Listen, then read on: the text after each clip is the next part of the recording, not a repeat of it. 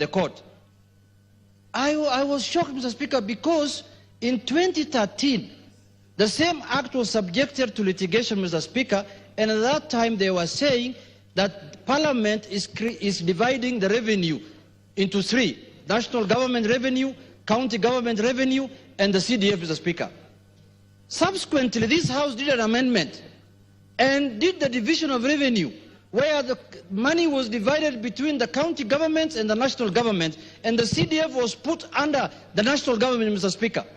There is no difference between a ministry that is getting an allocation from the national budget of the national government than the CDF, Mr. Speaker. Mr. Speaker, I was shocked to see in the judgment of the court that one of the reasons why they are saying this act is unconstitutional is because Parliament passes 7 names of members of the CDF committee, Mr. Speaker. How many names do we pass here? We pass even names of commissions, we pass names of county secretary, we pass names here, PSS, AG, we pass here even commission of what this is called, commission of communication authority, Mr. Speaker. What is the problem of passing names here? The other thing that has shocked me about this judgment, Mr. Speaker, is that they are saying the term of the fund manager is for 5 years, which is equivalent to 5 years of being a member of Parliament, Mr. Speaker. There are fund managers who have been in office for the last 20 years, Mr. Speaker. I don't know where the judges were reading, what they were reading, Mr. Speaker, whether they read the submissions of our lawyers, Mr. Speaker. Mr. Speaker, I am shocked because the judges behaved as though they live in another country, Mr. Speaker. Recently, there was a burial in my constituency, and I must say this, of a judge, Mr. Speaker. And the funeral was conducted in a primary school, and those classes were built by CDF, Mr. Speaker. They were not built by county government or built by anybody else.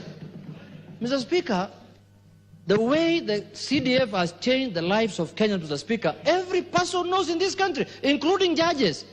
Do they not go home? Do they not come from villages in this country, Mr. Speaker? And people, I'm asking the judges on the floor of this House, from the floor of this House, Mr. Speaker. In my constituency alone, there are over 3,000 to 4,000 students who benefit from bursary. Children of single mothers, orphans, Mr. Speaker. Where do they expect us to take those children, Mr. Speaker? If CDF is scrapped, the best thing I can do is to put those children in a bus and bring them to the homes of the judges, Mr. Speaker, so they can give them fees, so that those children can go back to school, Mr. Speaker.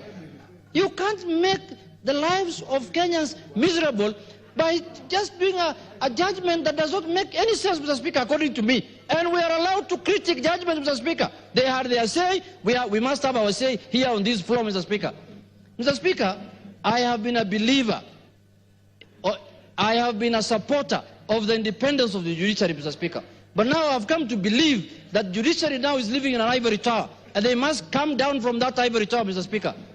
Mr. Speaker, the problem in this country about the 3 arms of government, the other 2 arms of government, the executive and the legislature, are subjected to accountability through elections after every 5 years.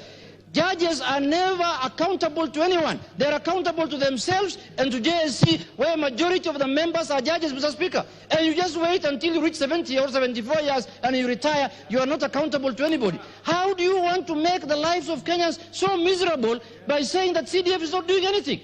Mr. Speaker, CDF is unconstitutional. This is a judgment that has been procured by the Council of Governors, Mr. Speaker. And it is out of egos. They don't want any other money. They don't want any other money to come to the constituencies or to the villages, Mr. Speaker. And what is happening in devolution, you know, all of us, and everybody in this country knows. Corruption, pilferage, lethargy, incompetence. The only money, Mr. Speaker, that has touched the lives of Kenyans for the last 20 years is the CDF, Mr. Speaker. And I want to tell the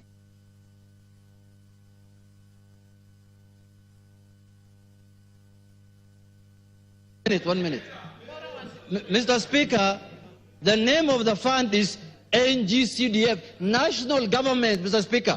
It's not county government, it's not judiciary fund, it's not parliamentary fund, it's not anybody's fund. It's the national government money that is going to the constituencies so that it can build schools, it can build classes, it can build police station, and they're saying there's duplication of functions.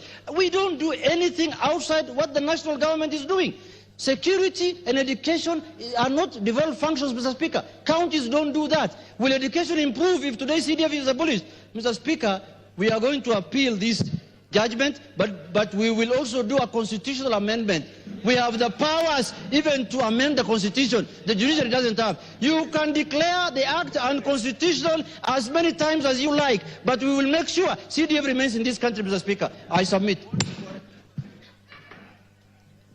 Yes, Kainan.